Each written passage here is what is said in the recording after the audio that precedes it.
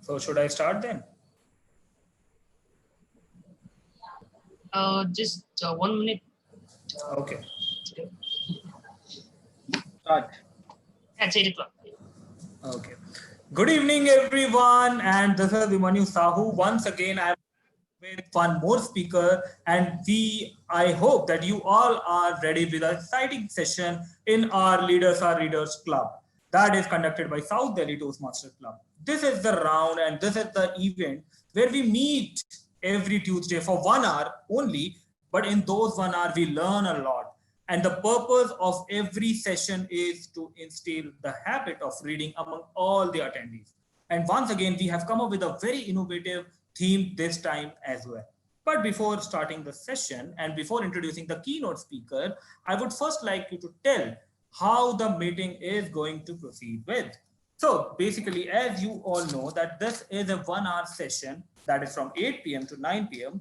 from where 8 to 8:05, we will be having a brief introduction about anchors, and I will be telling something how I can relate this to the theme. Then after that, from 8:05 to 8:25, you will get a chance to listen to our keynote speaker, that is Toastmaster Ashahar Adeel.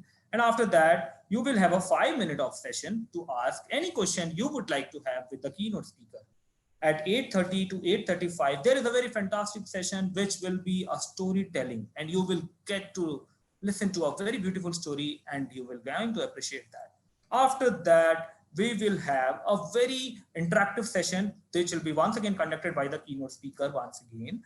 And then we will have a short poll session, and then we will have in the last 10 minutes, you will be going to see who will be the next keynote speaker. And along with that, you will get a chance to hear from our president, a closing session of the meeting as well. So this is the way we all just believe in the time that we are going to wrap up the whole session in only 1 hour.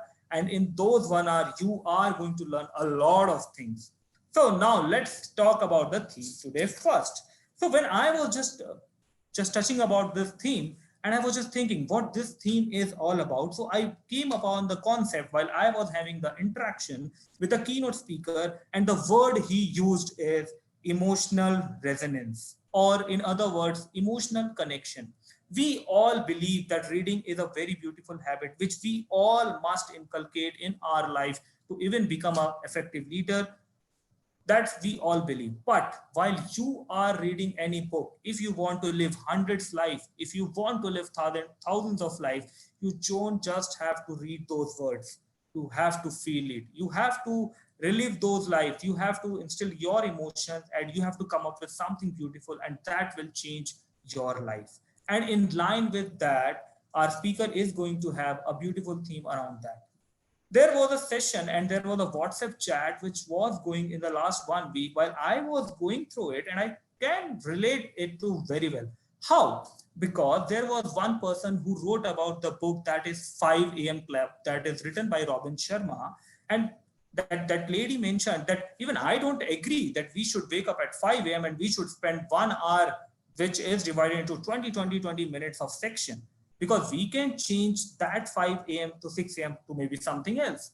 And that's the point, that you are allowed to disagree with the authors, but you may respect that author as well. You may respect the viewpoint as well, but you are allowed to disagree. And that is what makes you a better person.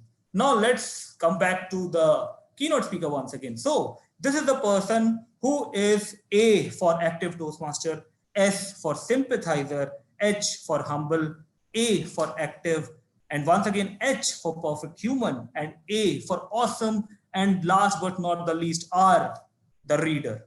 ASHAHAR, Toastmaster Ashahar Adeel. Ashahar is an English teacher and he runs a language academy. He's an avid Toastmaster, avid reader, and he's just passionate about reading a lot of books. This is what our keynote speaker is. So I would like to hand over the stage to the very fantastic member and a personal friend of me, Toastmaster Ashahar, so that he could just start the session, and we all are excited to know what is going to be in his kitty. So I would like to hand over the stage to the guest of today's meeting, Toastmaster Ashahar Adeel. I would like to have a good cheer with you all. Please give him a huge round of applause. Over to you, Ashahar. Thank you very much, Toastmaster Vimannu, for such a warm welcome and lovely introduction. I would like to thank Toastmaster Abu Shadab and Paramjot for inviting me here.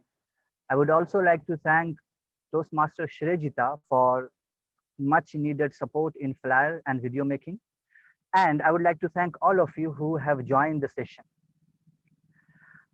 It was 2018. I was the anchor of a session conducted by Patna Toastmasters in the association with Khuda Bakhsh Library in Patna. It was then that idea that sympathy has some role to play while reading that popped into my head. And I slept over the idea for some time, but then it remained buried somewhere beneath my subconscious mind. It did not resurface until very recently. A friend of mine, Toastmaster Komal Singh, she posted her selfie with a book. That post received one comment that I had not expected. Then I thought, oh, this is high time that I should prepare that very idea in some kind of expressible way. And here I am with the theme, readers are sympathizers. Friends, as you know that everyone is reader, and naturally everyone has the quality of sympathy. So in a way, we all have the quality of sympathizing. But why is it that the readers have a specific mention in my theme, that readers are sympathizers? It is because when we read, just a minute. Yeah. When we read the perspective of a man who has given his 4 decades or 5 decades in writing that specific story. That's why sympathizing from readers mentions a special place. Now, this is a conversation. I would like all of you to participate in the conversation. Let's figure out 3 answers. I have 3 questions that we all would try to figure out the answer of. Question number 1, why sympathy while reading? Question number 2, what sympathy has for us as an individual? And question number 3, can sympathy play some role in contributing to a better society? These are 3 questions. So friends, I would like to know from you, what do you think? What is in sympathy while we are reading? What is the role of sympathy while reading? I would like to know from some of our attendees. What do you think? What role does sympathy play while reading? While reading, as we are reading, what is the role of sympathy? Anyone?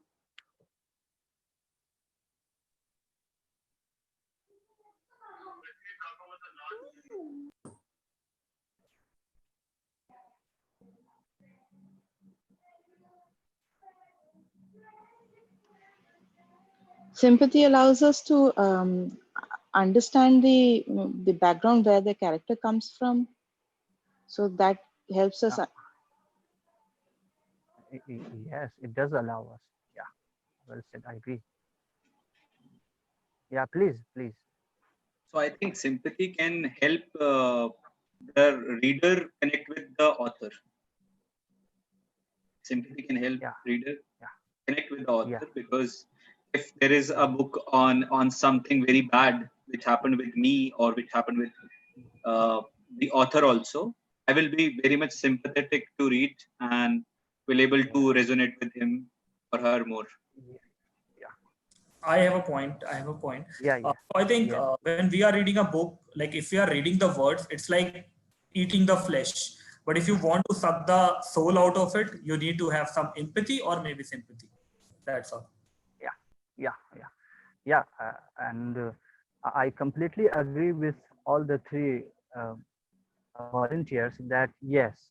So you can see that sympathy has vital role to play. You all 3 mentioned 3 different points. And here is my point. I feel that sympathy is the element that can connect us, no, that can take us from reading to reflecting. Now, how does it happen? Now, this is the million-dollar question. How does sympathy can bridge the gap between reading and reflecting? Right. So, can anyone tell me what is the biggest barrier that you see in the way of reflecting? What is the biggest obstacle that you find in the way of Ashahar, it would reflection? be the Anyone? interpretation, because everybody has a different interpretation of the text. And then sympathy would be subjective, not objective. Because for us, sympathy would be, if we look, as I said, the empathy comes when we are looking from the point of view of the writer who is creating that character, and the character is trying to make us, trying to empathize. We are trying to empathize. So it's all in the writer's mind, which creates a fictional character, which further makes us empathize with the character. So it's all subjective and all about interpretation. Another thing I would like to point out here. Hello? Yes, please. Yeah, please go ahead. Yeah, another thing is that many a time we don't even, due to shortage of time, we don't read it very seriously. As a result, we are not able to reflect what the writer wants to say properly. And that is why we can say we can connect it with sympathy. Yeah. I would like to add here. True. Yeah, please go I ahead. think we have set of beliefs that with which we sort of read and understand certain things, and that sometimes becomes the barrier, the perspective and the belief that has been, coloring our opinions. Exactly. Our perceptions are blocking that to absorb that writer's narrative, what he wants to narrate to us. So that our barriers, because our perception that the way we are born and brought up, so those kind of things are blocking our mind or way to get that absorb those things.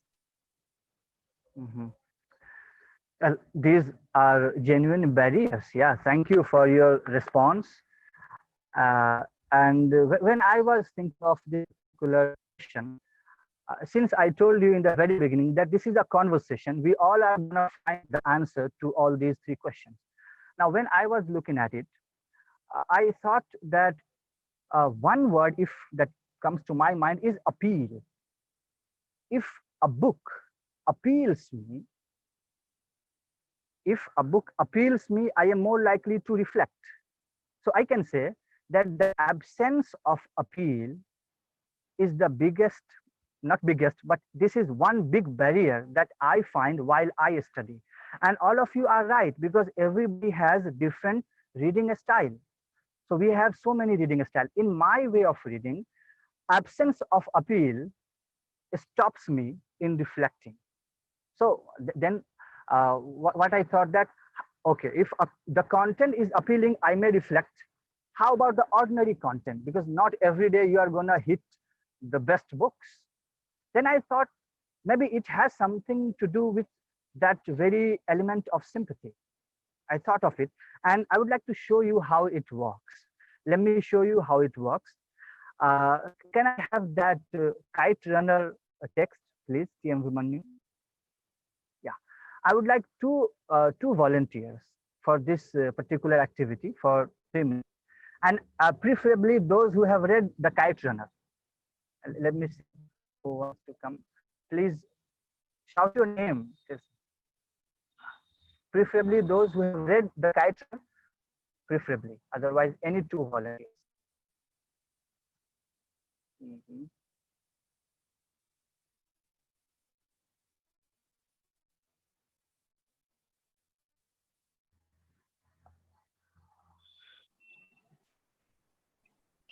Shaman sir, go ahead. If you, yep. So, haven't read the book, but I can give.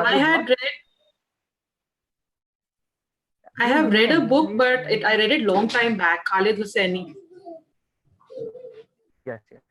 So one more volunteer. Who's the second volunteer? I haven't read the book, but I can volunteer. I think Rajni wants. Thank you for Rajni. So Rajni wants to go. Rajni wants to go. So we have 2 volunteers. Now I would ask you both volunteers for 30 seconds. Please read the text. Okay, you have 30 seconds.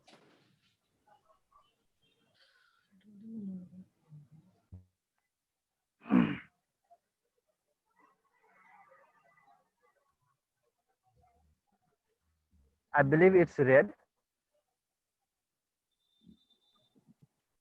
Rajni, can you read? Yeah, you want me to read it out loud? No. Have you read now? Yes, I read it. Okay, we will see. So I would like one of you, any one of you, to tell me few words about this text, but just make sure that you establish the connection between I and Baba, between the narrator and Baba. So please go ahead. You have 1 minute.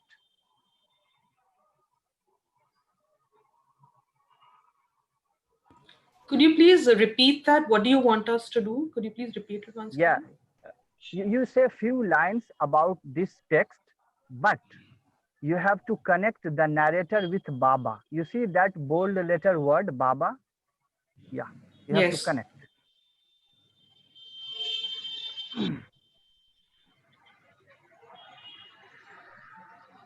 Well, I think, okay, please go ahead. 15 minutes. Please go ahead. I wouldn't have a lot to add, but I think what the narrator is trying to say to this person is about Baba's job, the flea market, and how Baba died a happy life. That would be it. I don't know what more can I add to that. And I think then he is talking about himself, how he had written short stories in the leather-bound notebook that the Baba had given him. Okay.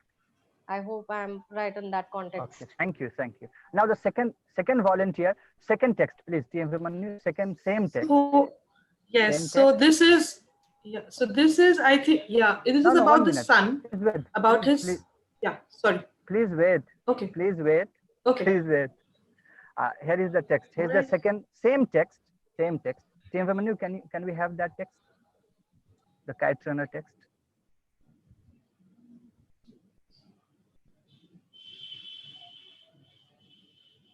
Yeah, here it is.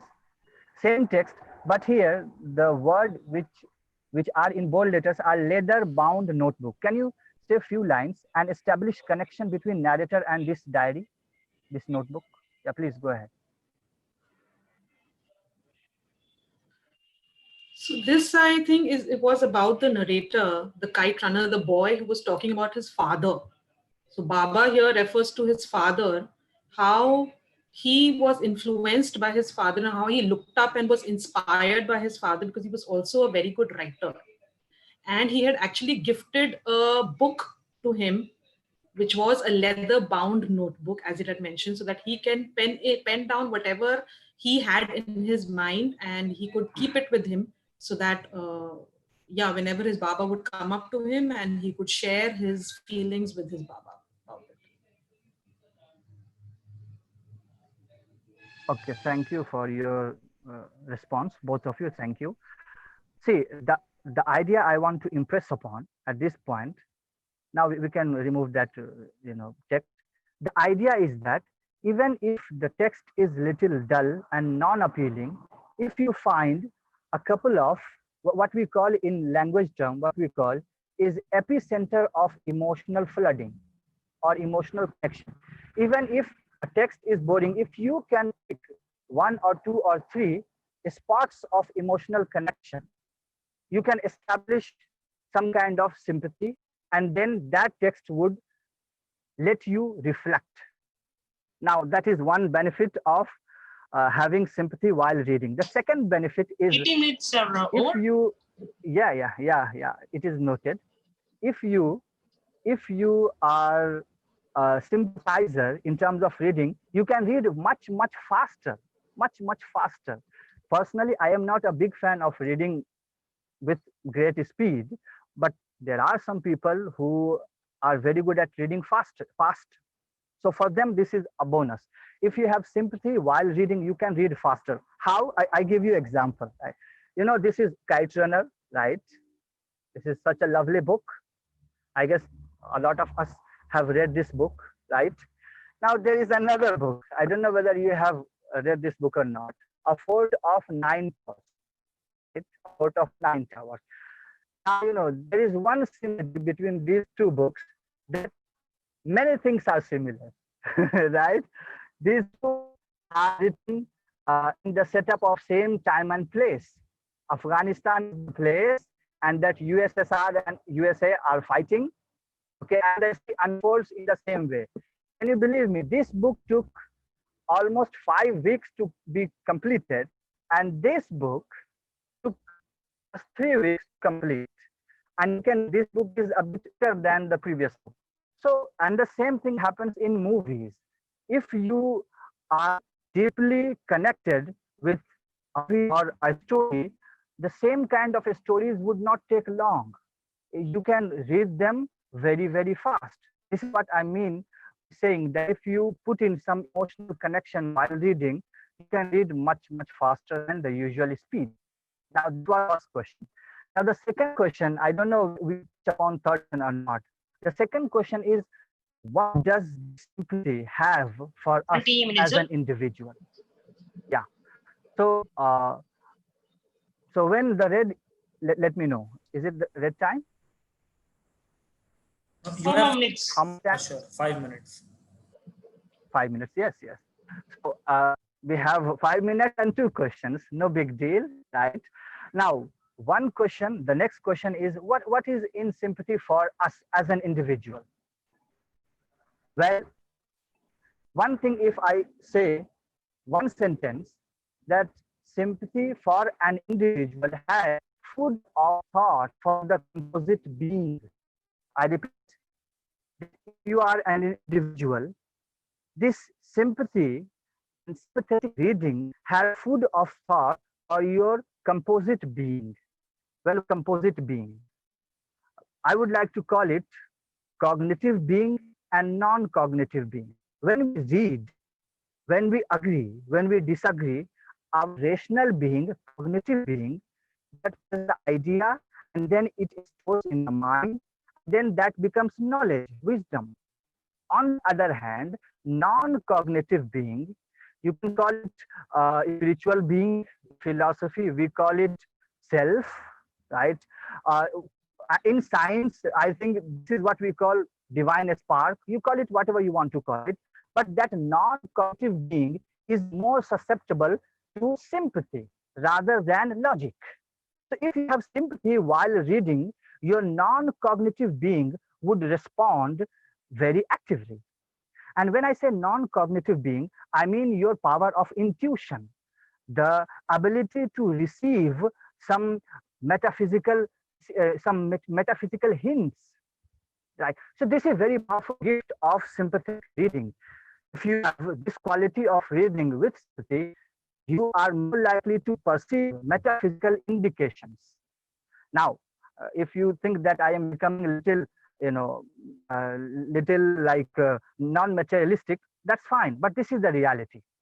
So this is the second point, right, for an individual.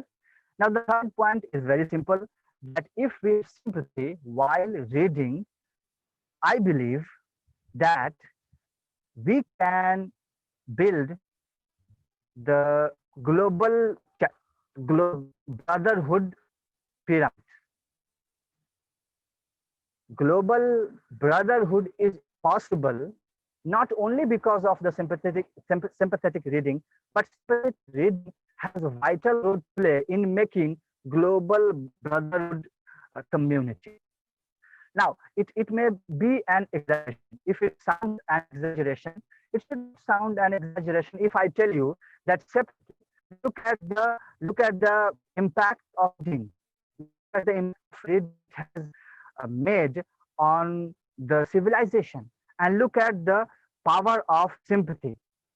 If you combine these two things, sympathetic reading together, it should not blow your mind that this has the potential of making the globe, like home. We have the idea of globalization.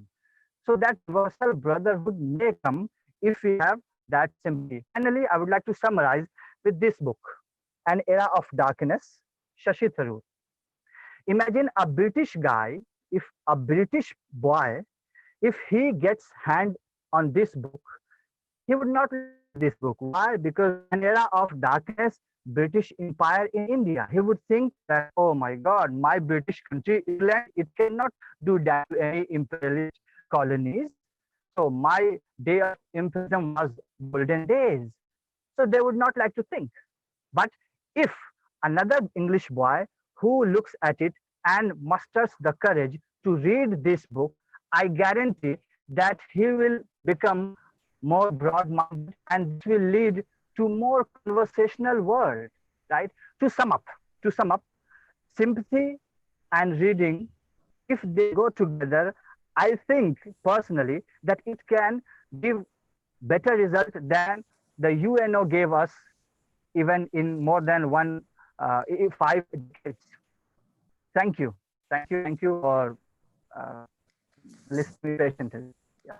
Thank you, Ashar. Thank you.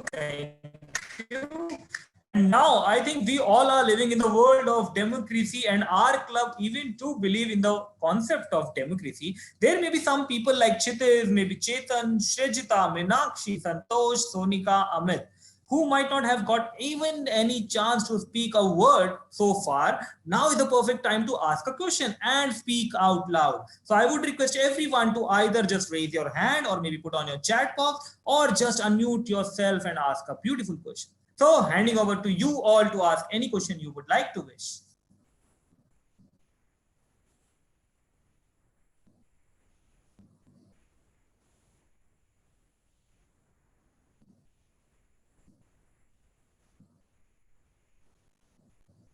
So Rajni, any question you have? Shrejita, Geeta, maybe Saurabh, any question?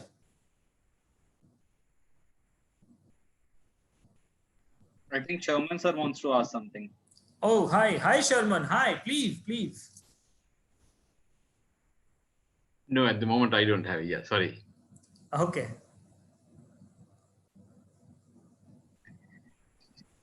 Vimanu, can I ask? Yeah, sure. So, Ashar, I want to ask you that what I've observed about many authors, that being more sympathetic, they try to write more empathetic. With being empathetic, they prefer more than being sympathetic, so that they can empower the readers more. So what's your take on that?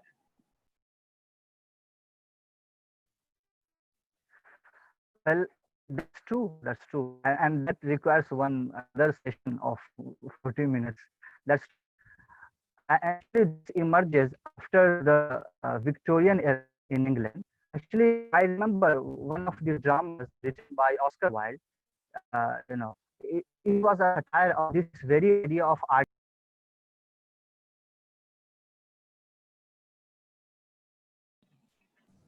I think he has a network problem. Did we lose him? Yes. I think yes. So Vimanu, once he comes back, tell him to switch off his video so that he can get maximum bandwidth to, I think. Okay. Just 2 minutes are left before the storytelling session. Oh yeah, he's back. So I was saying that this is Ashar, I just have one humble request. If you are feeling internet issue, can you just turn off your video and maybe that would be better? Yeah. Thank you. So talking about that, I guess it was the question of Paramjot. So yeah, that is true. And readers do, writers, authors, they have a specific purpose to to lead us to the journey of empathy, so that they can pull us in the positive stream, what we call the positive conscious of stream in the story. But then again, that's true. By the way, I don't deny the fact that's true. But it is not colliding with sympathy. By the way, it is not colliding with the idea of sympathy. So Ashar, we have one more question from Rajni. So Rajni, you can go ahead. Yeah, I just wanted to ask you. You talked about when there is a lack of appeal, it becomes a hindrance, a barrier.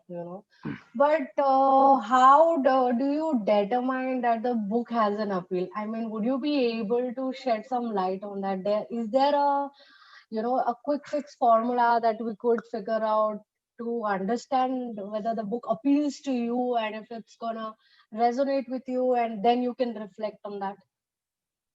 Well, that's very good question because we ran out of time. Otherwise, this is very valid question. See, no book has permanent appeal or no book has permanent absence of appeal. Like Oscar Wilde says that there's no good book or bad book. Books are either well written or badly written. So well written books have appeal.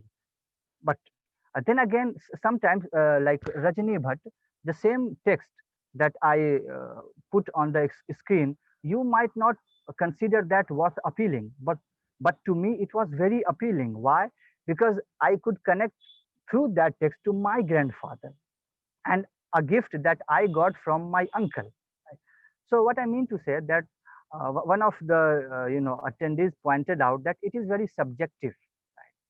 Appeal is very subjective, yeah, and that's why the interpretation plays some role, right? Interpretation, like some people one narrative can be interpreted in different ways because of that very appeal, the difference of appeal one reader receives out of reading that text.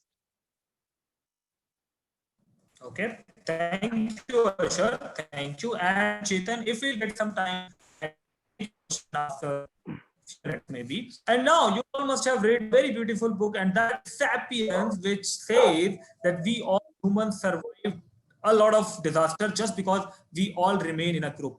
And there was a beautiful concept which formed and helped us making that group, and that was the art of storytelling. And now the time to listen to a beautiful story. Now I would like to call the next YouTuber who is a YouTuber, and he is going to tell us a story. So please help me welcome with a huge round Santosh Akela. Please, Santosh Akela, over to you.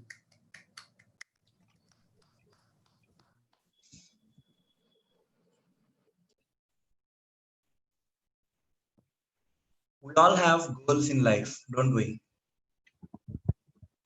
Probably for a small kid, the goals are smaller.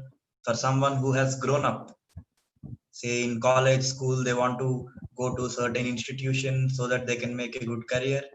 And then in someone in 20s, he or she will think that, okay, I have to switch my companies, do some post-graduation or something and get that best girl of my life and then become the best version of mine. And then in 40s, in 50s, in 70s, at every point in life, we do have a goal that we take it.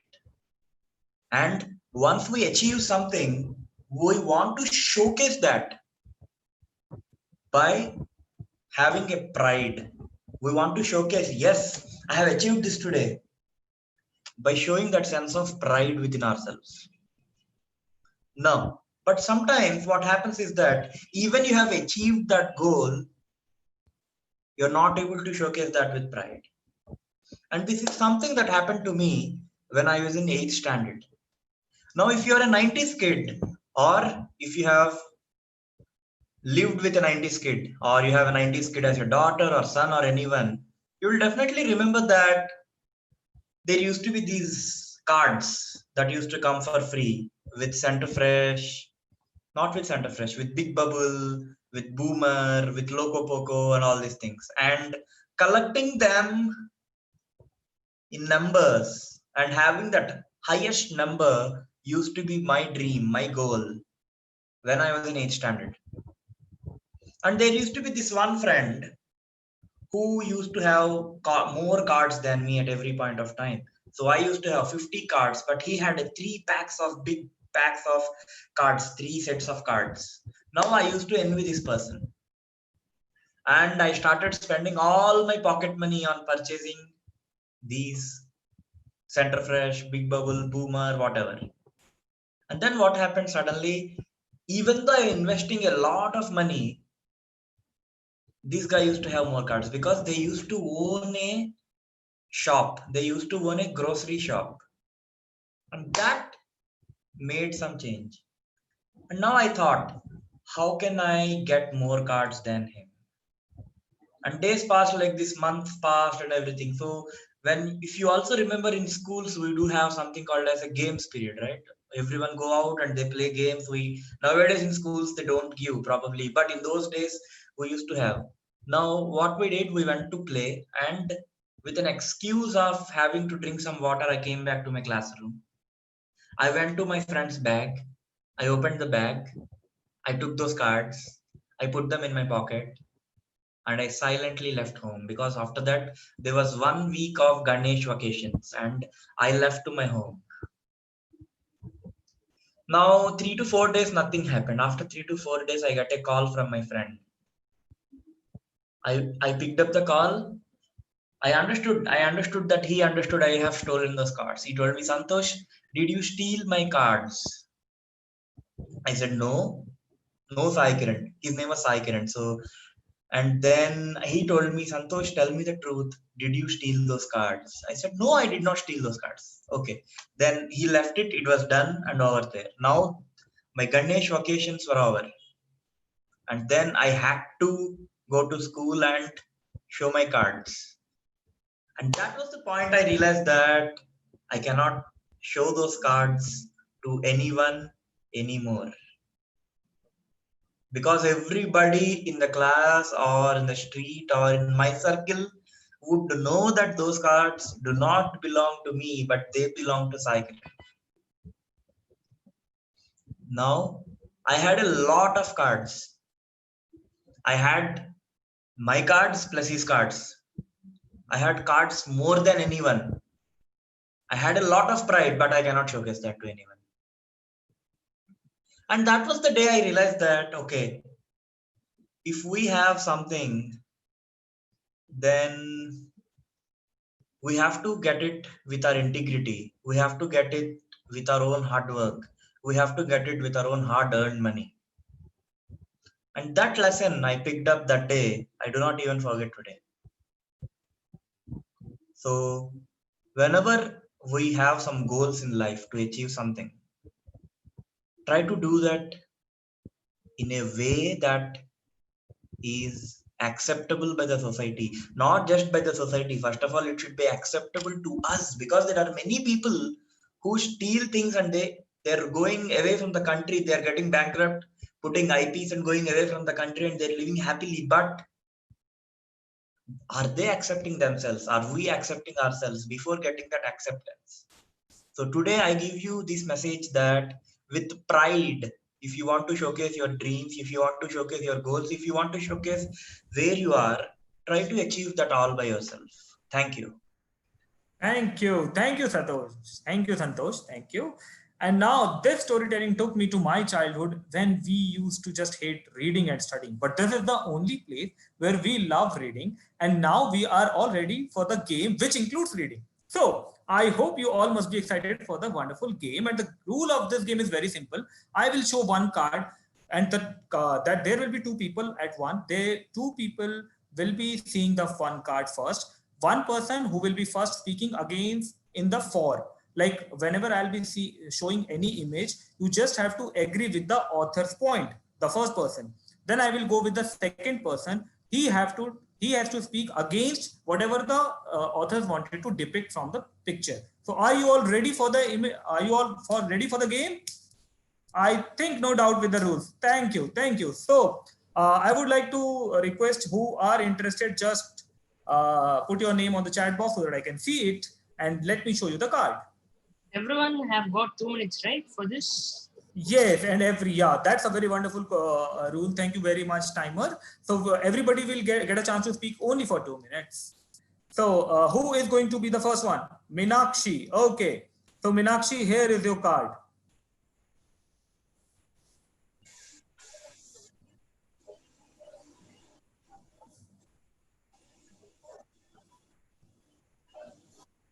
So I have to read it? No, you just have to read it in your own, and then you have to agree with the author in your own way. Yeah. And you have to say how you agree with the point. Okay, who is this author, by the way? Okay, that's a tough question. I think Dr. Murphy, maybe Dr. Joseph Murphy. Joseph Murphy. Yeah, right. All right. So, okay. So the man who thinks or believes that the cycle of birth, adolescence, youth, maturity, old age are all there in life is indeed to be pitied.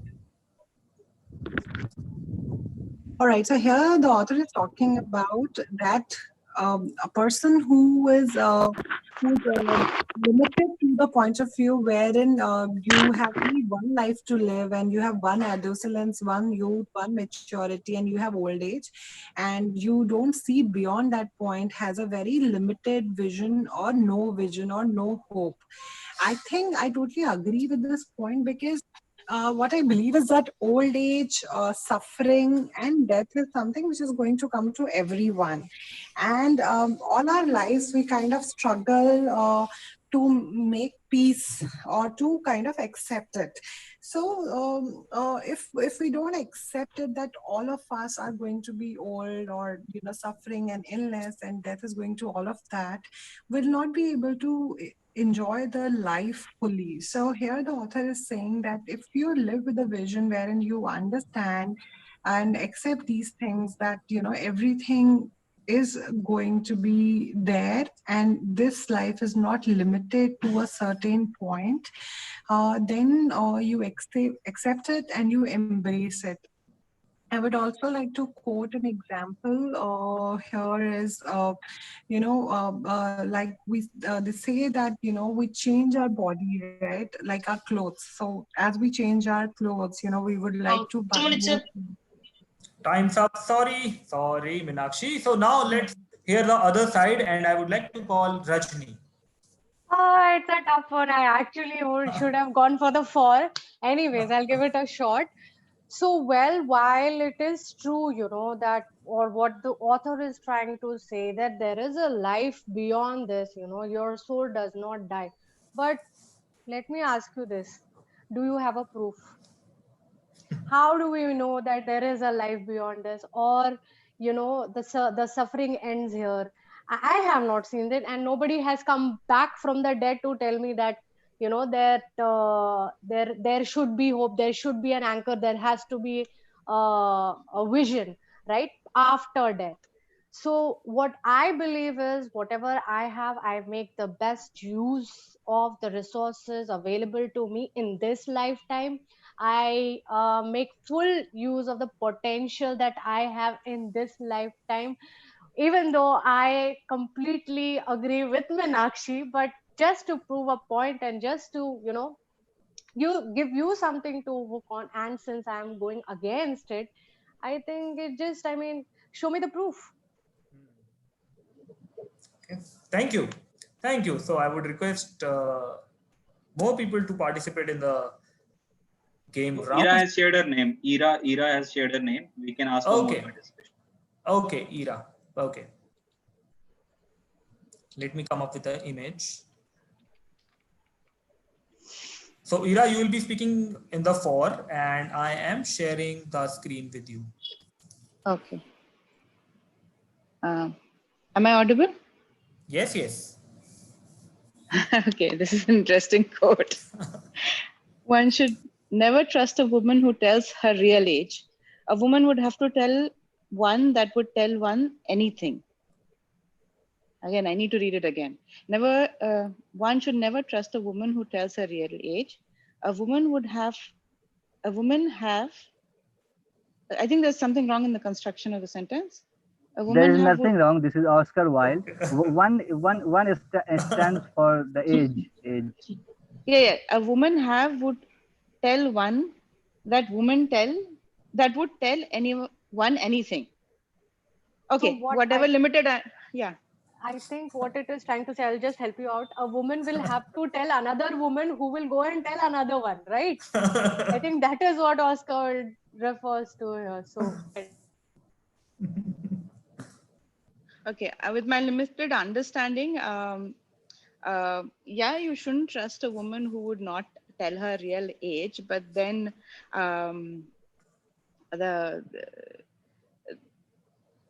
this is very tough. So why we shouldn't trust a woman who will not tell her real age? For me, I think one of the reason is that the woman is not confident about being where she is at the present stage, and she is trying to hide it, or she's trying to hold on to an idea which is not her truth, but she understands it's the truth that the world would accept. And that kind of a woman is not a woman of substance. Rather, she's like a water which will go with, the woman of least resistance. With whichever idea that comes without resistance, she's going to accept it and move on with it, and even go to the extent of propagate it and retell that truth. So one should always find the weird, the honest, the unabashedly real women who tell their age, who keep their hair pepper salt, who don't hide their wrinkles, and who accept and live life. Okay, thank you. So, are we calling Shraddha or Meenakshi? So, I am in Geeta shared her name first. Okay, so Geeta, now you would like to say against, yeah. Yeah. Of course, I would like to say in favor, but anyway, since it's against, first of all, let me share a joke before I continue. In a metro station, when women never want to tell their exact age, whereas men don't want to tell their exact salary. This is a belief that we all go with. Women, when they're in the metro, and if it is written for senior citizens, when somebody stands up and offers the seat, the woman will first look at him and she will really feel bad that why did he offer me this seat? He looks more older than me. So here I say that women, now the trend has changed. Why do we keep believing that women will not tell their real age? Why should we not trust women who will tell their real age? Because today women really want to tell. They're not afraid of growing old. Most of the women, they want to grow old gracefully. The qualities are more important than your looks. When you grow older, there's a beautiful poem, The Mirror, in which the woman, when she looks into the mirror, she likes to see the mirror when in the moonlight, when the flaws of her skin would be hidden, or with the help of a candle. But that is about the women number of years back. Today, women are very confident. They are not afraid to they don't want to hide their age. They want to be even more confident. They are even more proud that they're growing so gracefully. That is a matter of pride for them and not a matter to hide. So that's all from my side. Thank you. Thank you. Now I think we have Meenakshi with us. So now it's Shraddha and Anusha, I think. Acha, okay. As I can see the sequence. Yeah, sure. So I think this will be the last chance we have, guys. It's 3 minutes. Sure. So Shraddha, you have to speak in 4.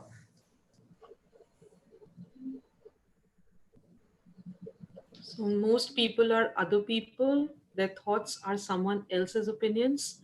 Their lives is a mimicry. Their passions a quotation.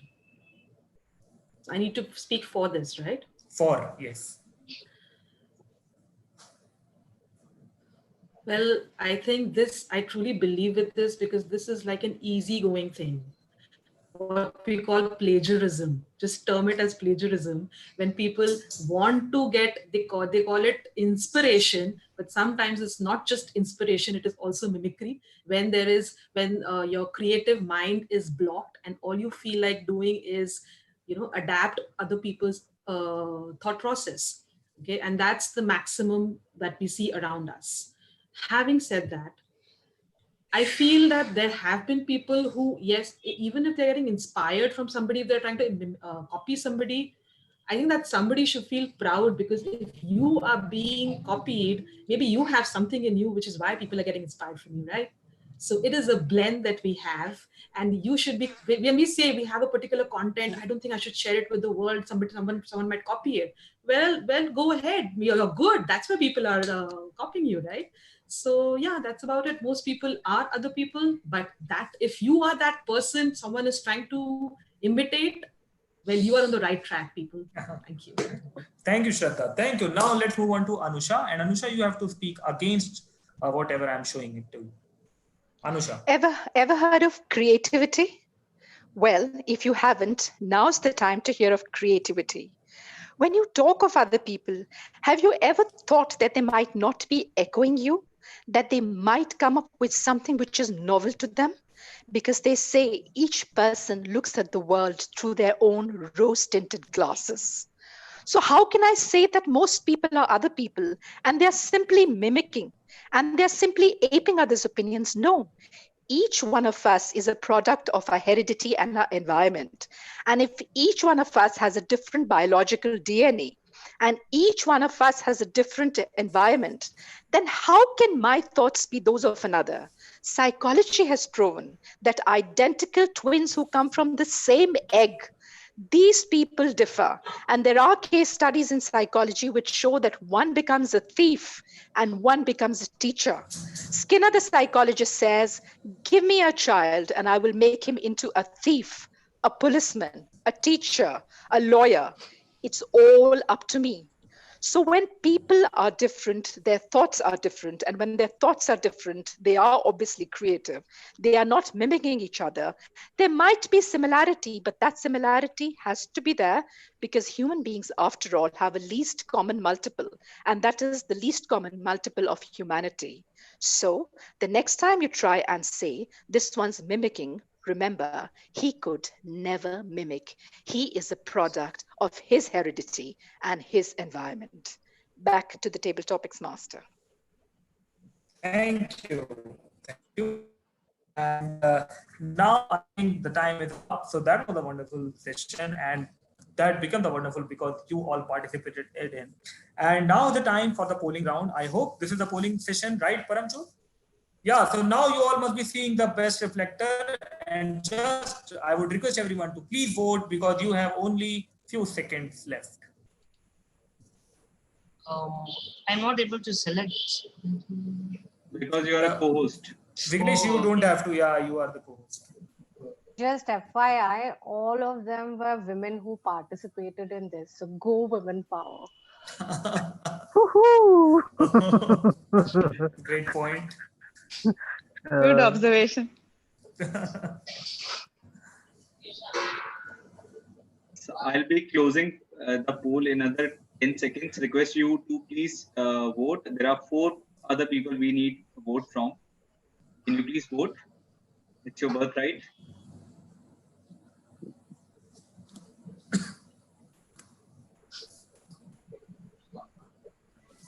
Okay. So I'm just ending the poll. Okay.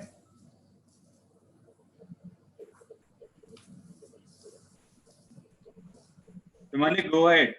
Yeah, thank you, Param. So I think now is the time, only 8 minutes are left, and we all had a wonderful session with you all people. I think we still have 22 people with us, and I really hope that you enjoyed the session. But this is the perfect time to thank our keynote speaker because he came up with a very beautiful theme I could never ever think of. Whenever I'm going to bed and I'm about to sleep, I always read at least 3 pages because that gives the best meditation because I'm unable to do any meditation. But now I have got one more reason to read, and that is to understand what are the emotions. And that's one takeaway which I am getting from this meeting. And I'm totally sure that you all must have got at least one takeaway from this only 1 hour session. And now, Paramjot, when should we just announce the Best Reflector Award? Go ahead. I've shared that in your personal chat. Okay, thank you. So any guesses for the Best Reflector? I would like to listen to what you all believe that who must be the best reflector. And that is the couple, by the way, that not couple, but the best reflector duet or something. Who would you think? Any guesses? It doesn't matter. We are all winners. Oh, that's a wonderful point, but we are not going to put everyone on the flyer, but yeah, that's a good point too. So, yeah, any further guesses? Maybe Geeta ma'am, would you like to say? Anybody will do, really. Everybody tried their level best, and of course, everybody did well. So. Okay, thank you, Geeta ma'am. But there's a name who I always see on the flyer, and the best award once again goes to the couplet of which comprises of one winner, that is the winner of all session, and that is Toastmaster Anusha along with Toastmaster Shraddha. So I would request everyone to please give a huge round of applause to the winner.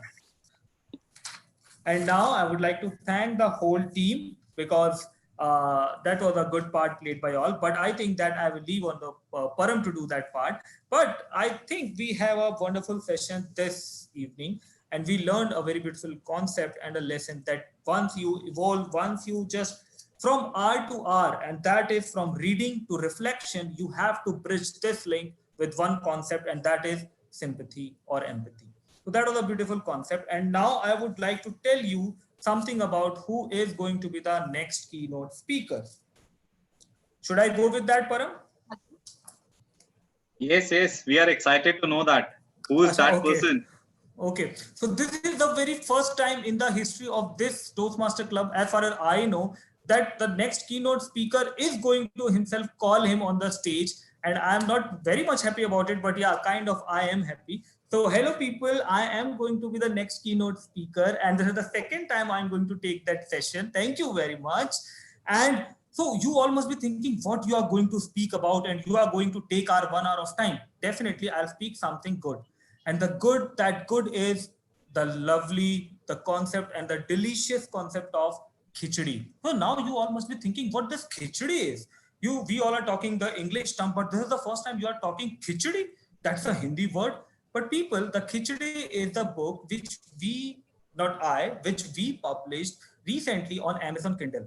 But now what I would be sharing with you all is that there is a very minimal effort which was required in publishing this book.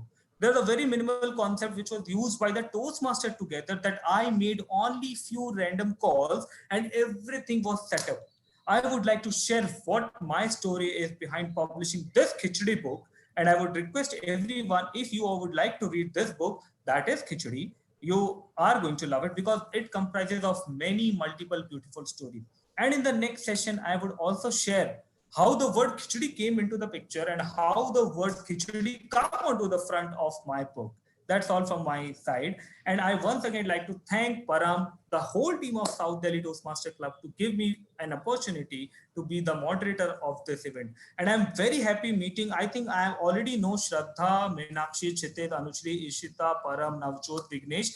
But this is the first time I'm meeting Rajni as well. So this is the perfect platform to meet new people as well. So I would like to now hand over the stage to the president, and that is Param Chod. Thank you very much. Now I know I'm not taking much time. Thank you, Param. Over to you, please.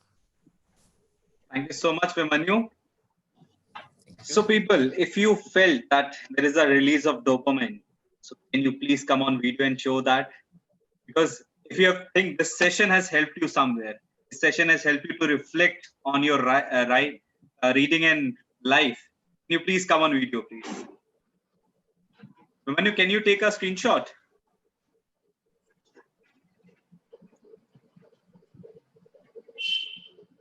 Let me take a screenshot. Yeah, okay. Great. Thank you so much, people. I would like to take a very small time of yours to share my gratitude towards Toastmaster Ashahar for this insightful session. Thank you so much. We have learned a lot from you.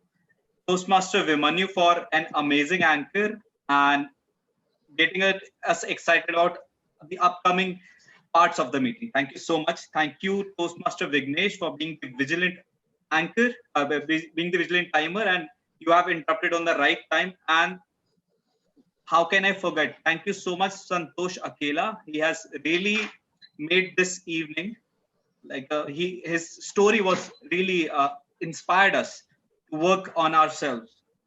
Now I would like to take this moment to thank the people who is running this club, and that is Toastmaster Abu Shadab. He's the backbone of this book club.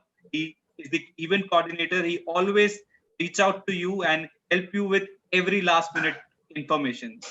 Toastmaster Shajita for an amazing PR, and to you all for coming every Tuesday 8 to 9 and spending your 1 hour with us and sharing your experiences with us, because this helps us to grow every day. So thank you so much. I'm hoping to see you next Tuesday, same time, same place. Goodbye and take care of yourself. Goodbye. Bye. Wonderful session. Great job, Emanu, Ashahar, Paramjit. Thank you. See you Thank you next so much, week. Rajni. Bye-bye. Bye. Bye. Thank you so much, Ishita, for joining us from office. I know you are tired, but I think this club has given a smile on your face. Yes, it's always a pleasure connecting. Great, yeah. Pleasure to have you. She's joining us from office. After office, she's stayed at office to attend this meeting. So kudos to your commitment. Thank you so much, Ishita. So I'm just closing the meeting. Take care of yourself. Let's meet next week. Bye.